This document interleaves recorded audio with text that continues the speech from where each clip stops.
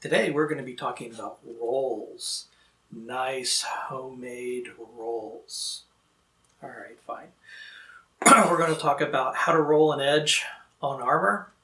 There's a couple different ways to finish the curve and the shape, and we'll be talking about that right after the break, after I eat my rolls.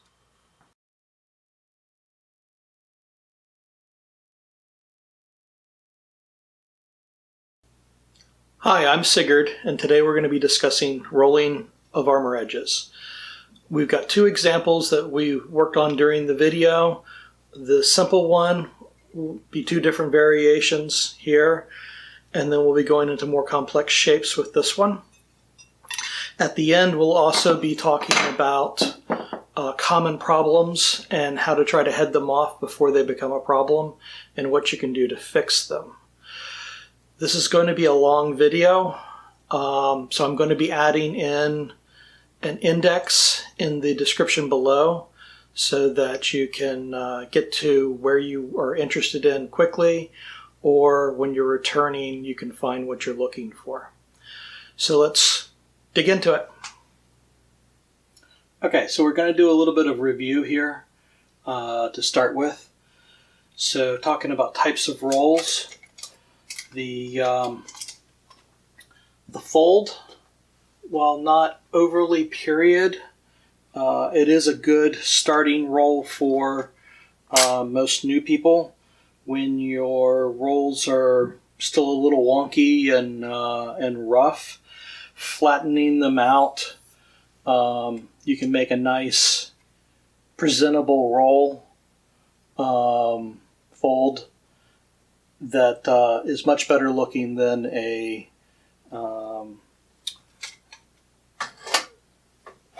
challenged traditional roll. Most common roll that you're going to see, I call an oblong teardrop.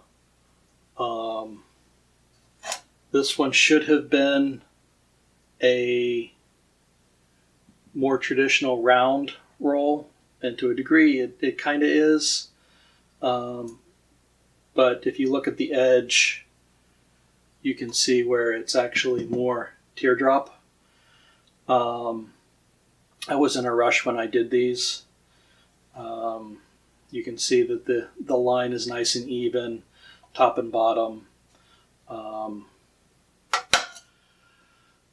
This is what we're going to predominantly be covering in this video. Triangle rolls. We will be covering in part 2, a separate video, and rolling to the inside, large rolls, roped rolls, the more advanced stuff we will cover in part 3 at some point. So, when starting, take it slow, take it slow, take it slow. Work all the way across, back and forth as you go. If you work one area too quickly and not another, or you bounce around, you're going to get, I'll show my age by calling it Coke bottle top. I haven't seen a glass Coke bottle in forever. So the beer bottle crimped tops. You'll get these crimps in the roll that once they start, they're extremely difficult, if at all practical, to get rid of. By working across in very small increments, you're going to defeat that. Initially, you want to work toward getting to 90 degrees. When you get to 90 degrees, don't overhammer here. That can spread the metal. You can get unevenness, so your edge, instead of being a nice even edge, will get this wavy look to it. If you start getting this, you need to go back with a grinder and level that out. And you need to do that before, somewhere's in here. Once you get to 90 degrees, breaking that 90-degree plane is difficult. Having a stake like this one that's got a back bevel cut on it. So you'll see when I'm doing it that I angle the plate, and that allows me to break the 90-degree line. And that's all I'm really trying to accomplish with that. I'm not trying to bring it down to the stake. I'm just breaking the 90-degree line so that I can then lay it on top of the stake and start breaking the angle. And once you start breaking the angle, you want to roll the edge up. At some point, there probably should be another pane in here. Before you get completely there, you want to be real high up and hammering down, which will push this back down and round that edge back out. So if you want the nice round roll, you're producing that near the back end. And we'll go over more of this as we get to that in the example. If you're still trying to close as you're getting close to here, in general, that's what's going to produce the teardrop. If you want it closer to round, you really need to be getting that edge down close to that 90 early, so that then it's closed by using a soft mallet, a leather mallet, a urethane mallet to push the last little bit over and bouncing back and forth between here and then just driving it straight down to close it off. When you get in a hurry, all of a sudden you realize that you're pretty much close to done, and that's what gets you the teardrop. So that's the basics. Again, move slowly, move across back and forth, trying to rush it, trying to hit too hard. All of those things produces the uneven rolls, the out of control rolls. So just take your time. I know a lot of people like to do these hot. I don't really see where hot buys you much. Maybe in the really heavy weight stuff. They're easily enough done cold. You have more control.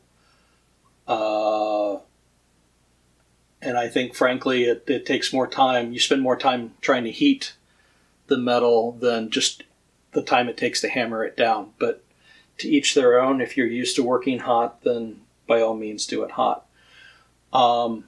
Next, I will be going over some of the I've got some students' works around here, some of my old stuff that's got flaws, so that we can talk about problems that you run into, and I can discuss during the process on how to fix them, head them off before they become too bad.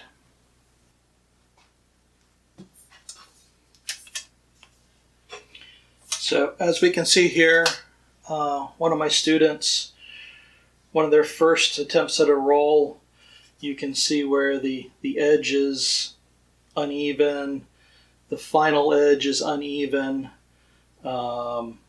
Most of the time that's because this area has been stretched, or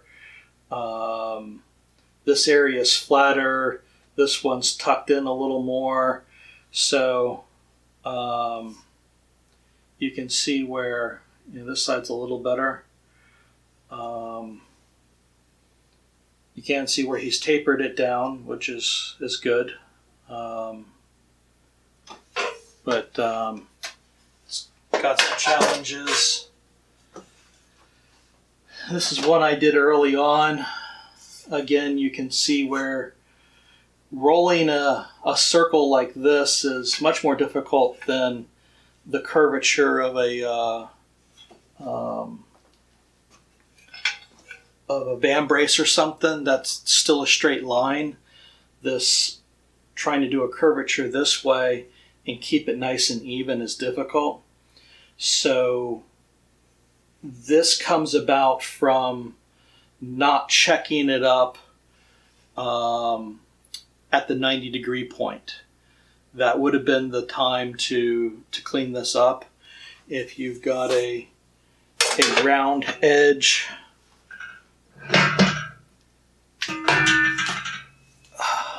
like this, that would be a good tool to work with.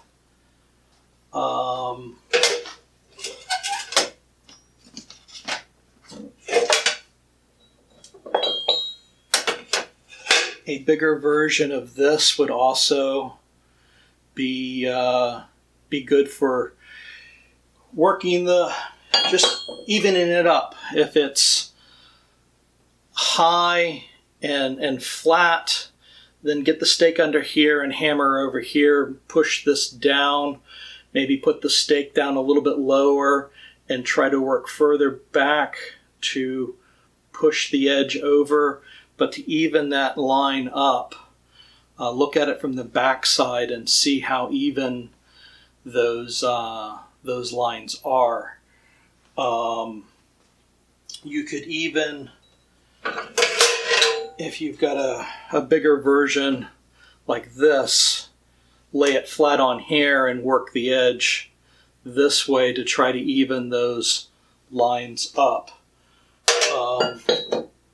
Once you get past the 90 and you start actually rolling the edge, there's really no way to start fixing this kind of thing.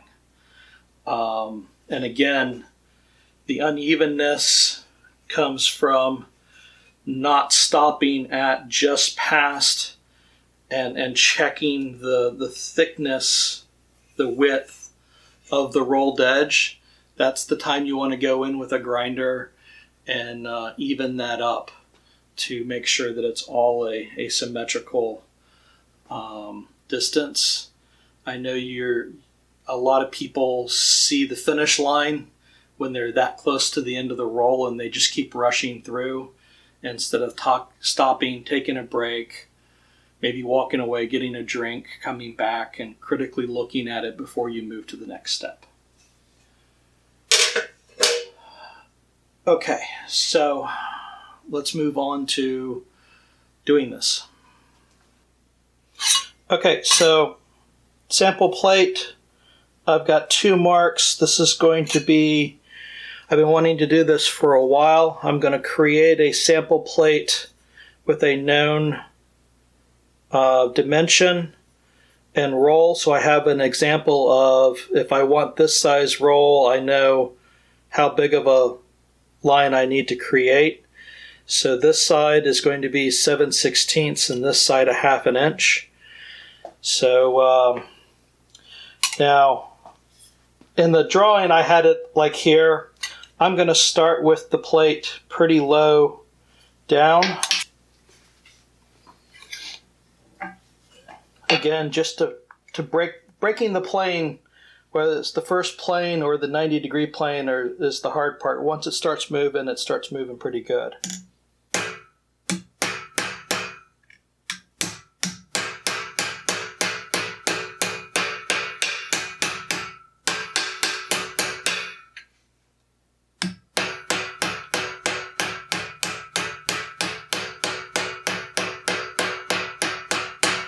Again, working across slowly. I keep increasing the angle as I go.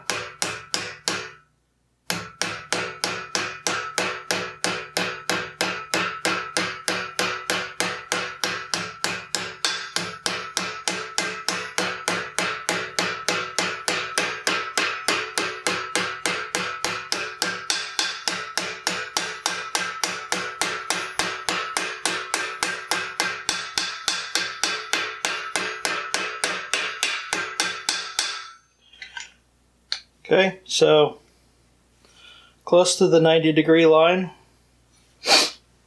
So I'm going to shift to the end a little bit here. This is that back cut I was talking about. And again, all I'm trying to do is break the 90 degree. I'm not trying to bring it all the way down.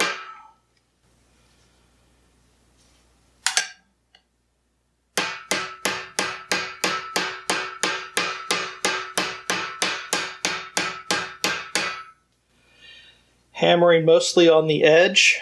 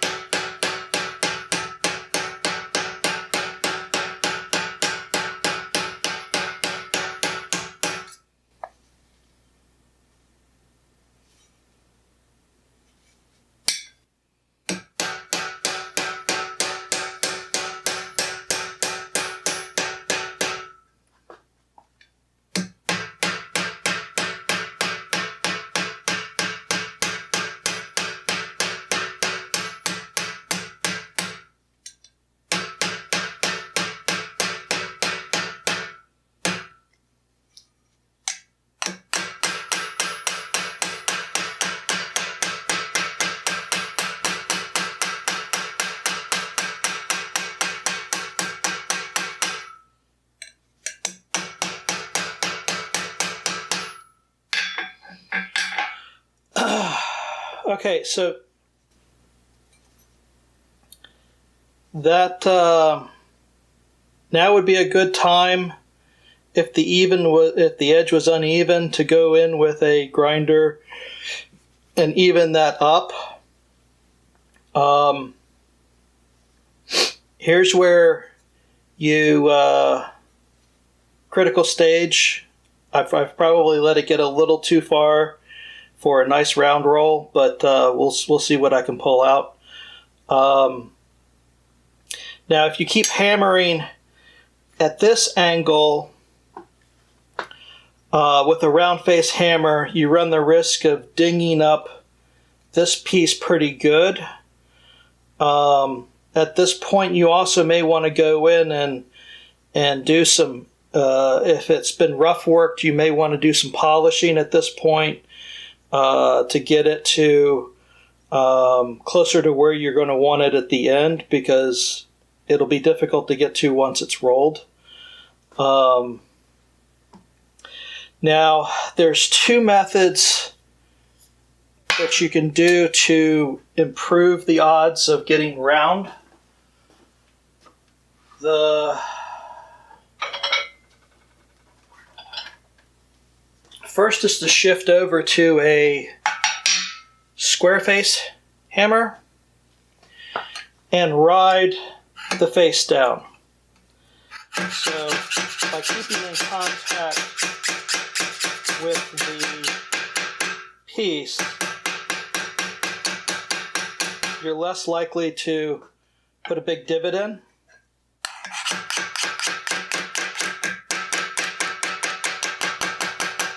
And the square faces really will put a pretty big divot in if you allow them to.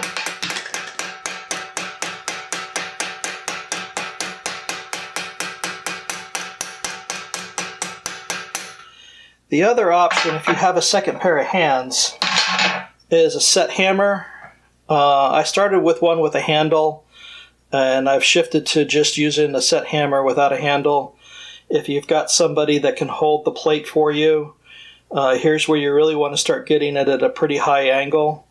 And then you can control this. With a small piece like this, I might be able to pull this off.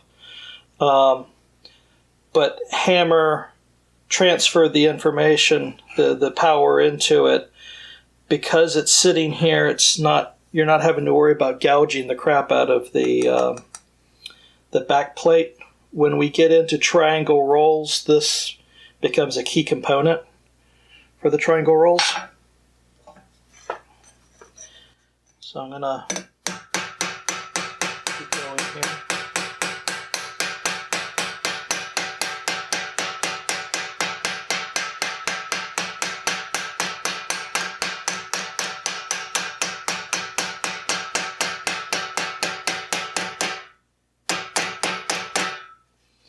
This is a really small plate. It's hard to control.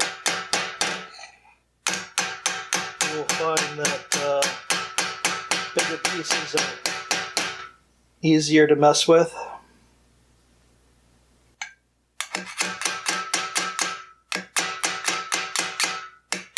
Larger rolls are also easier. The smaller the roll gets, the harder it is to have enough room to control the curvature.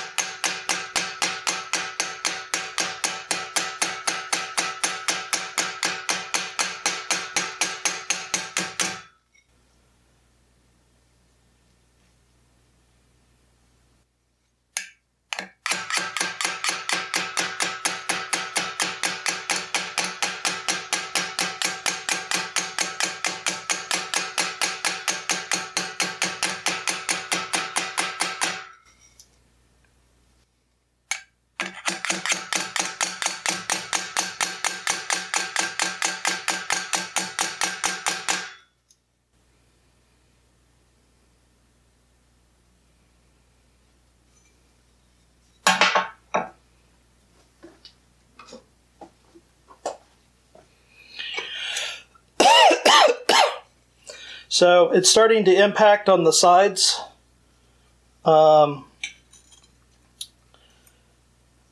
Closing down so as not to get too uneven. I've already got it a little uneven. I'm going to go ahead and close it up. I'm going to use the rawhide mallet like I talked about earlier.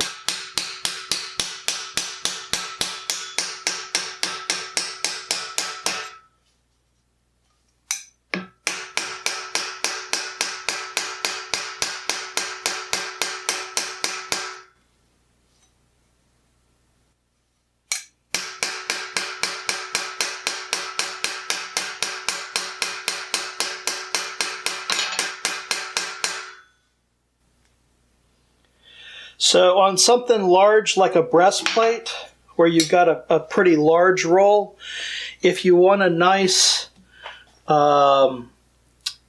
even edge where it meets with little gappage, when it's at the curved part where you even the edge out, you can go in and you can undercut that front edge also to create a bevel, kind of like this, so that as you tuck it in, the back doesn't hit and lock out before the front edge does. The front edge will be what's hitting the chest of the breastplate, and it will make a cleaner looking roll. I don't always do that, but if I'm really wanting a nice looking roll, that is a way to get it. So you can see it's a pretty round roll. I'm still getting a little bit of a teardrop, but it came out pretty good. It got a little out of the ends, rolled faster, so it's produced a little bit of an uneven in here. I'm okay with this. I'm not super happy with it, but it is what it is. Now I'll go ahead and roll the bigger one. Let's see what the half inch looks like.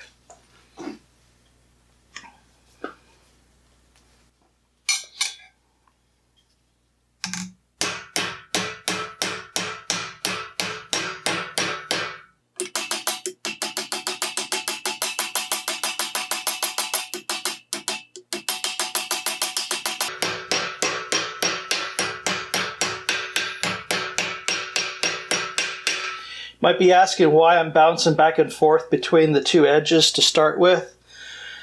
That is to help set the angle so the plate doesn't move around as much. If you just work this way, you can get it to shift and then get an uneven roll. By doing this, I'm controlling the edge pretty good. If you want to go and tighten up the back a little bit, if you start to get out of whack, you can. When I'm doing thicker metal, I think this is 18 gauge. When I'm doing thicker metal, sometimes I'll go in with a rawhide mallet, get the initial bend in, and then go in with a planishing hammer and sharpen up the line where I want to be.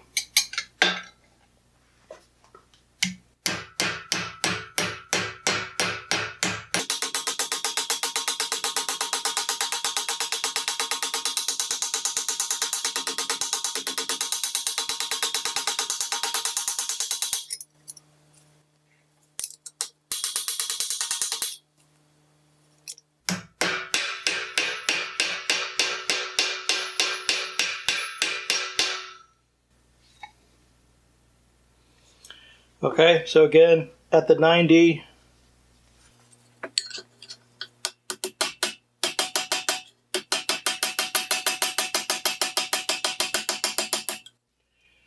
break the edge. So we're a little over now. I like to pull back toward me at this point instead of trying to hit it from this side, just to initially get that edge. I feel like I have better control from this side. I've seen it done both ways, so it's a preference thing.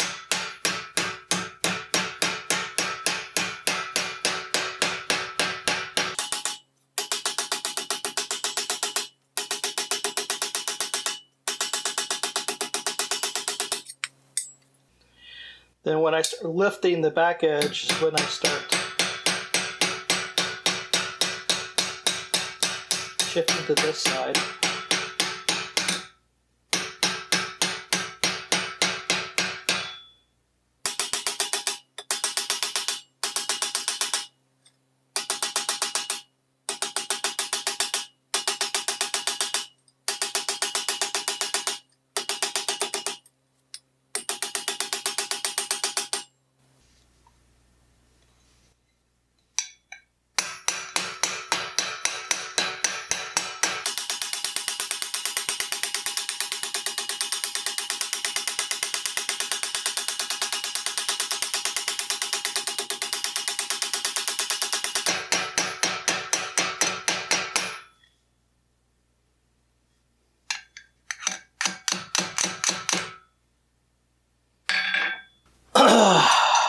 So once again, the edges are wanting to roll faster, so I'm going to open them back up a little bit so that I can try to tuck them in a little bit more.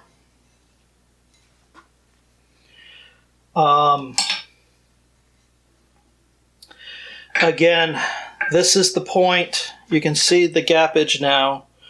This is the point where you should be checking the width of the roll, do your grinding. If you're going to do the back bevel grinding, now's the point to be doing that. If you've got some unevenness, we actually probably should have done that before this. Again, that should be done when you're closer to the 90, just past 90, getting in and making sure that this edge is good before you get too far. Once you get here, if you start getting the beer bottle crimps, the only way really to fix that is to start opening it back up. You'll probably need heat to open it back up. You'll probably want to pull it way out, get back in behind it, do your cleanup, and then start moving it closed again.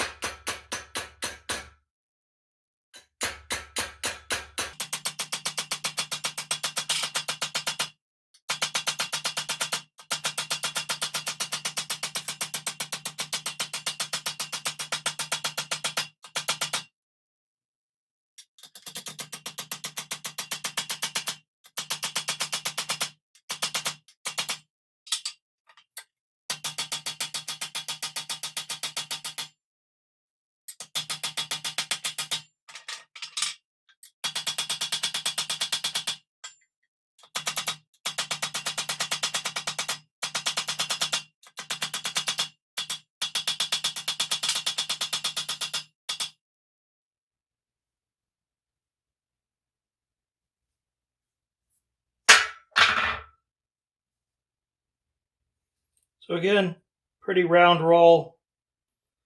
Not quite as nice round as I would like, but it's a good roll.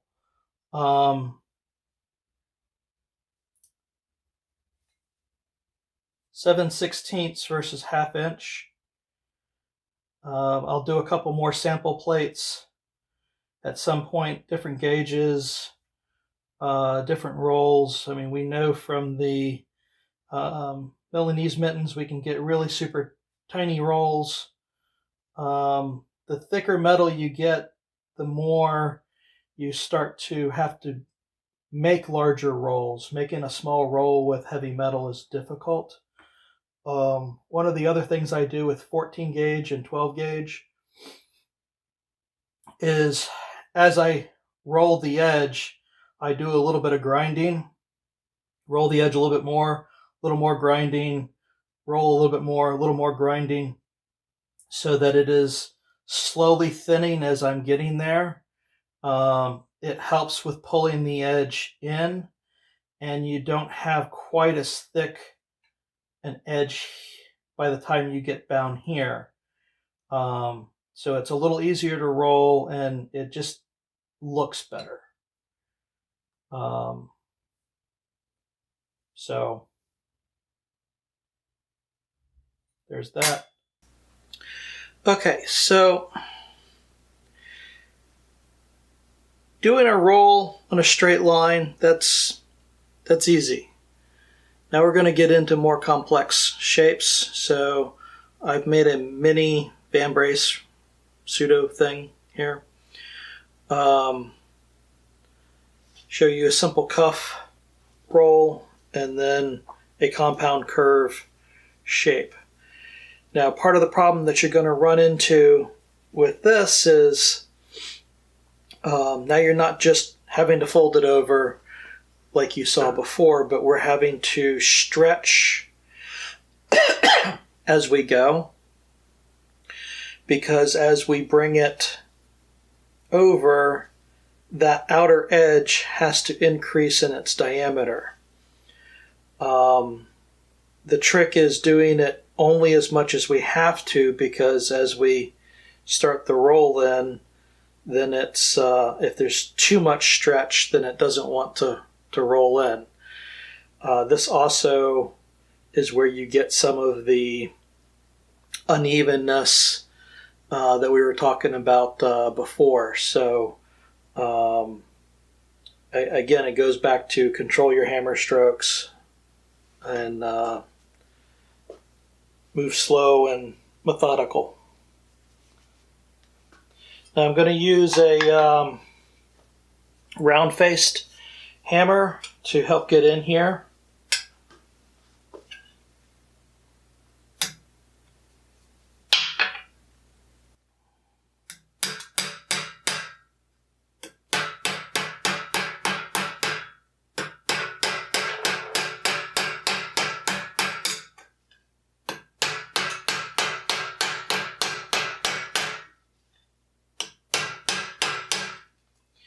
You're also going to notice that the vambrace is going to open up a little bit as we do this.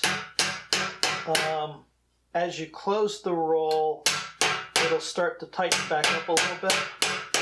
Once the roll is done, you can tweak the shape a little bit to get it back into where you need it to be. Also, as you flare this outside edge, it will relieve some of the tension and allow it to pull back in.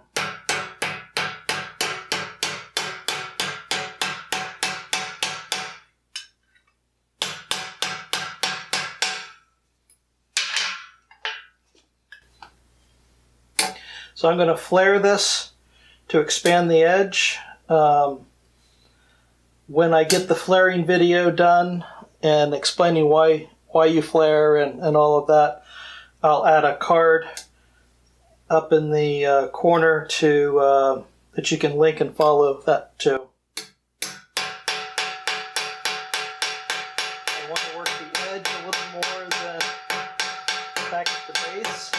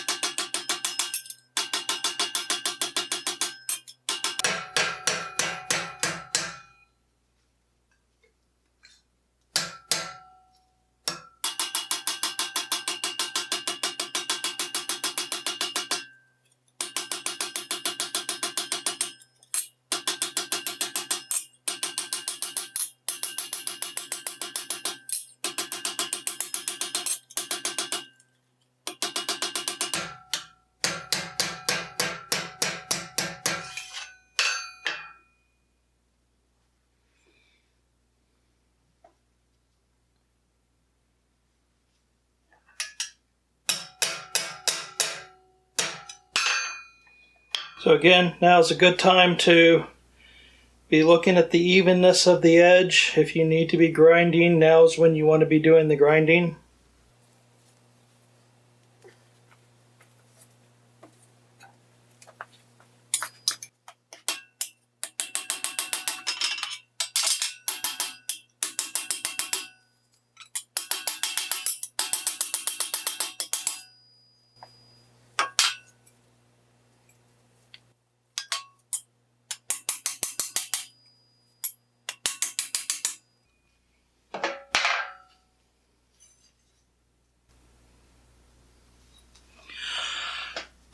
So as you see, it flattened out as we did the initial curve, and so now it's tightening back up as we're breaking that tension. So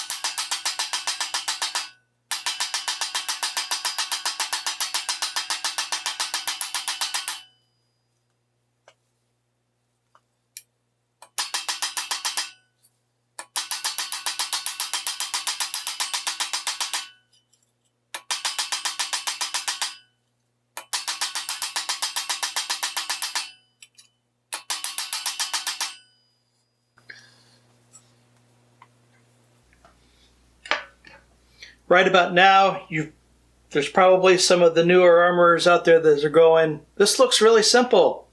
This is really easy. And then they're going to go and try to do it, and hey, I can't get it to work the way he does. Well, I've been doing it for 35 years. I'm going to make it look a little easier than it really is. But with enough practice, you'll get there. Just put the time in. Too many people stop before they put enough time in.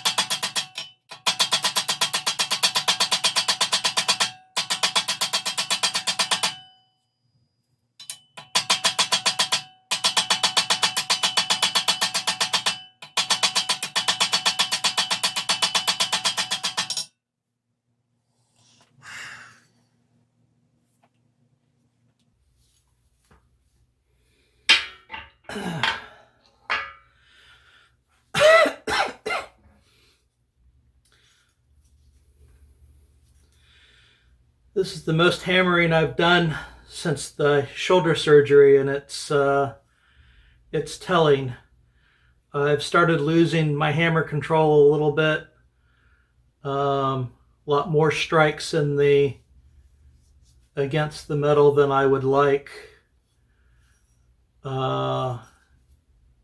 It closed up pretty good. The roundness of the roll is pretty nice. I think all in all it's a pretty good example since I haven't been hammering for 2 years, so I'm fairly happy with it.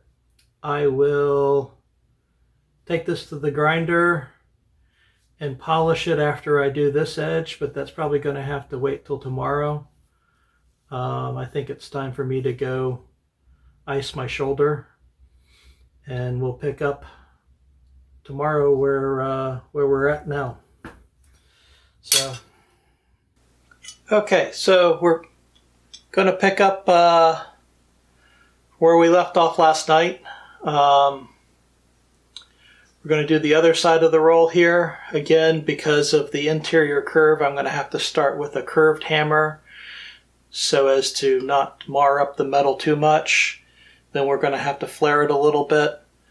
We're going to expect it to open a bit and then close back as we get the roll a little further along. So now we've got 2 curves to deal with, not only this, but this. So let's see how, show you how that plays out.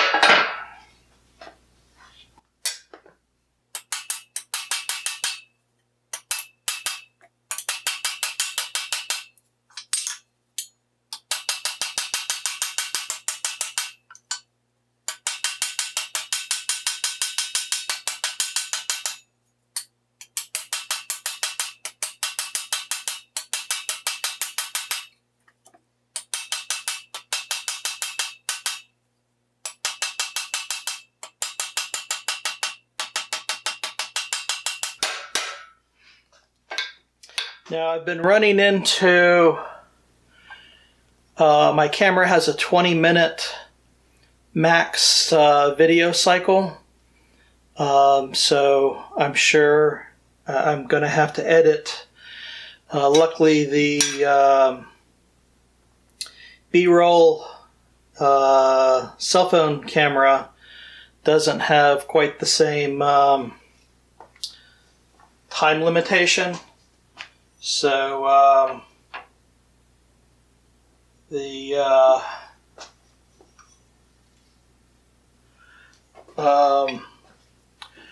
sure as we looking at in the editing, we're going to have to shift over to the B-roll to finish the video out for the 2 previous sections. So I'm going to try to pay a little more attention to the time to not run out.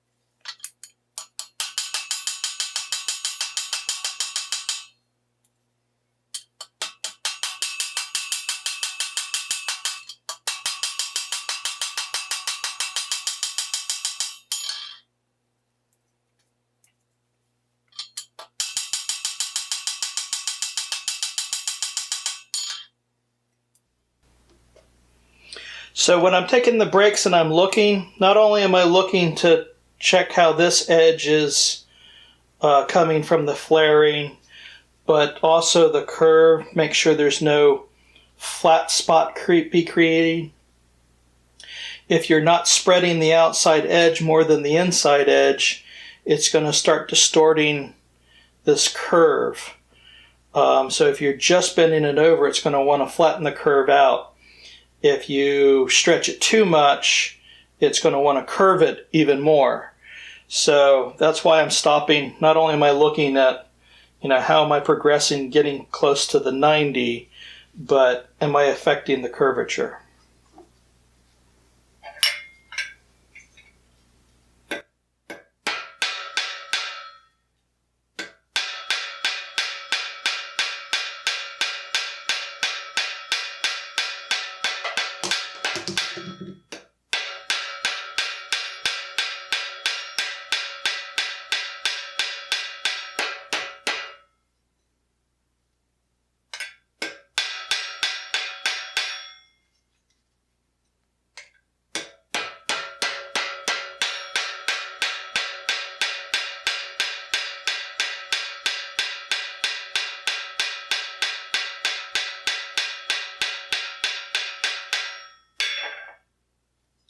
Now I'm not having as much time of it stretching open as before because this roll is helping stabilize. If it was the longer piece of a vambrace, you could have that end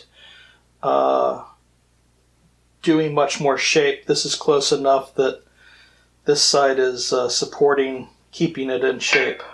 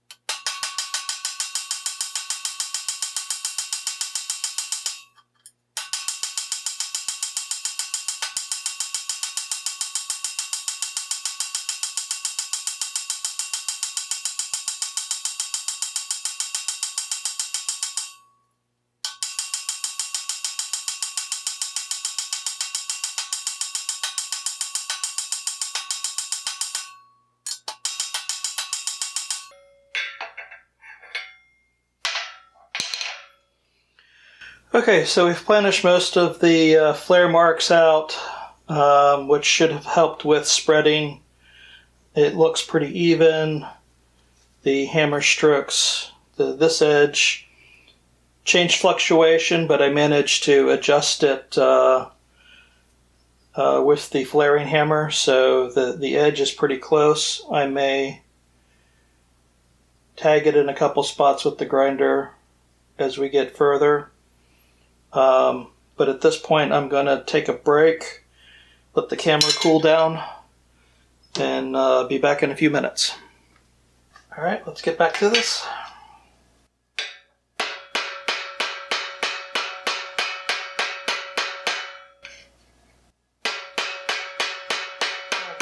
This, it's a little harder to break the edge as the sides will want to dig in a little bit.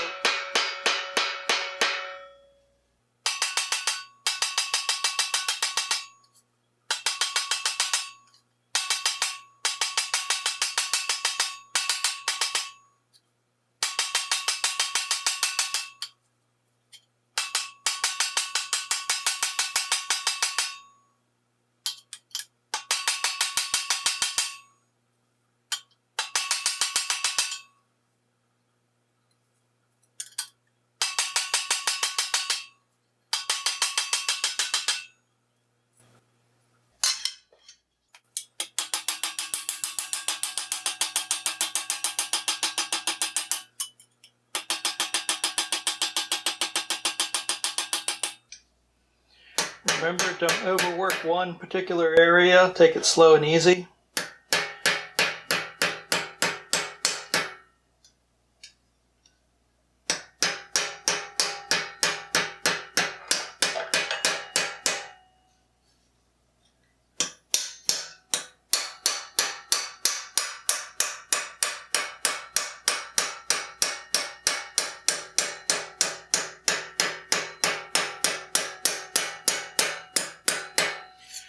When you're working a taper roll like this smaller portion is harder to turn just because it's stiffer. There's just not as much to work with. So.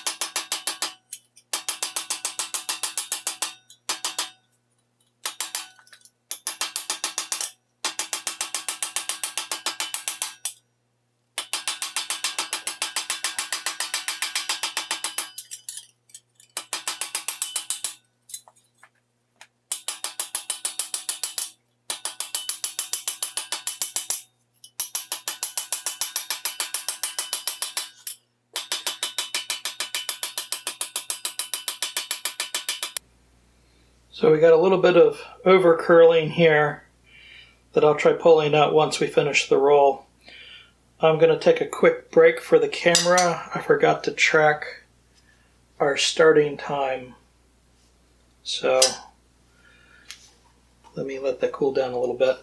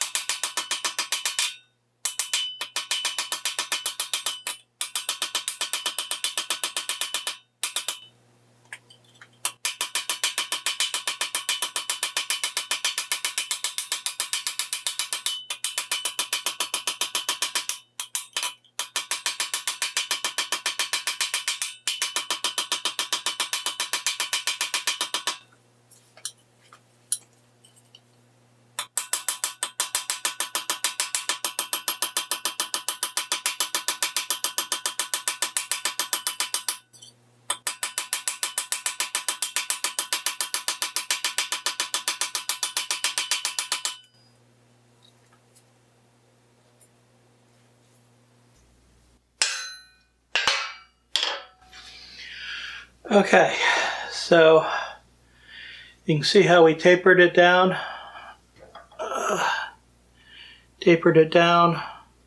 Smaller at the edge than in the middle.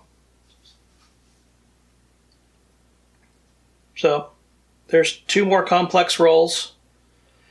I'm going to go do screw up a couple pieces, and we'll go over some of the how to fix when things get out of control. So let me go mess a few rolls up, and we'll look at that. This is hard to make myself do.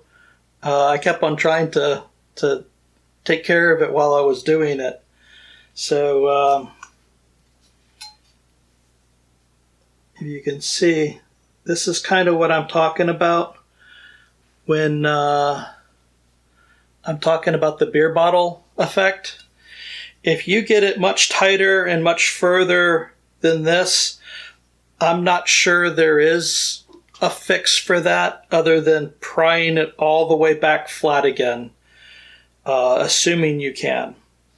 At this point, we can probably fix this fairly easily.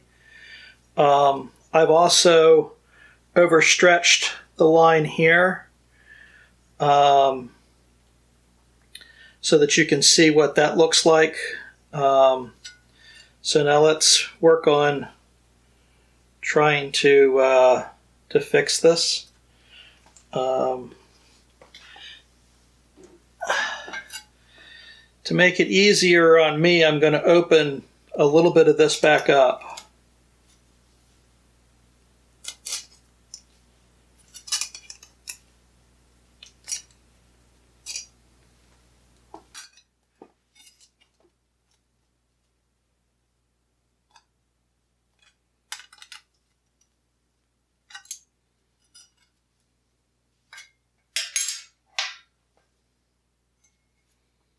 Okay.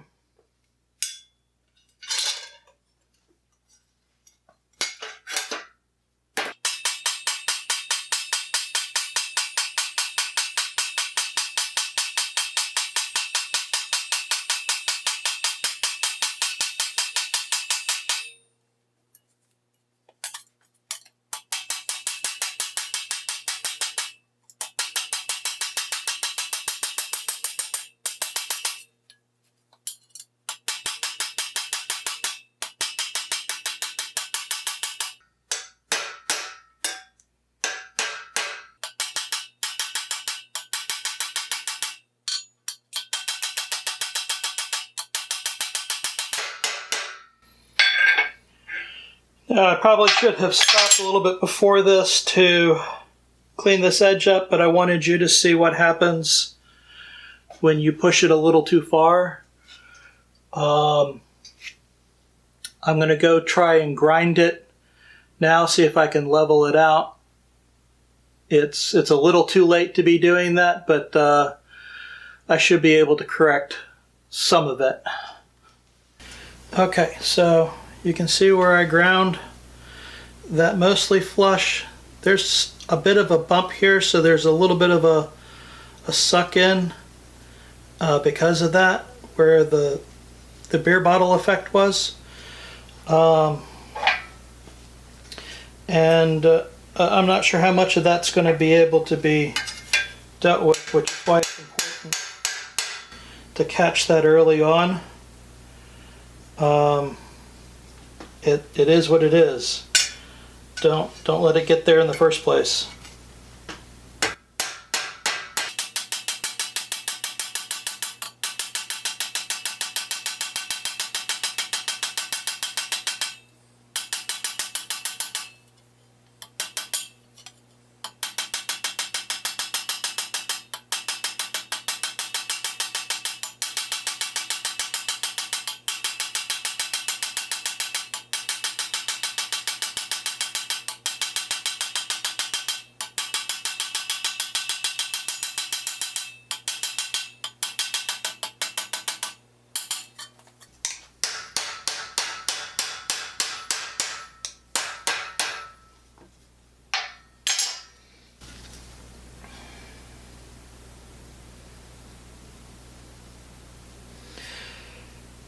So you can see where it's not quite what I would like, is what it is.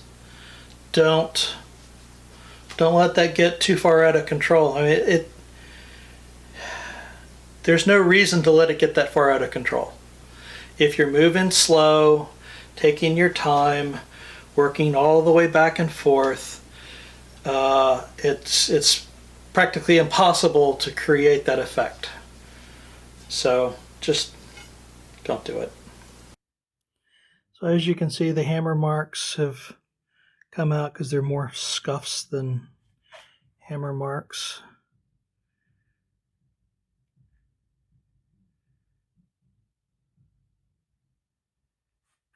Nice even roll.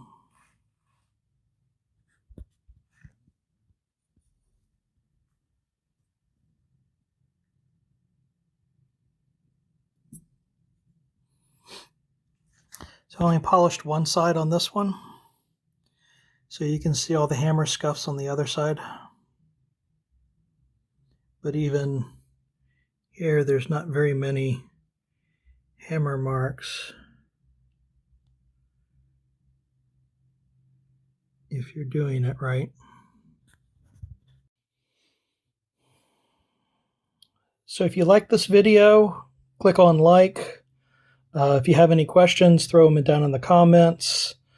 Comment on what you think of how I'm doing rolling. For those that do hot rolling, by all means, throw in commentary on your perception of differences. Hit subscribe if you want to see more of my stuff, and there are some links for the next videos, and hope to see you on the next one.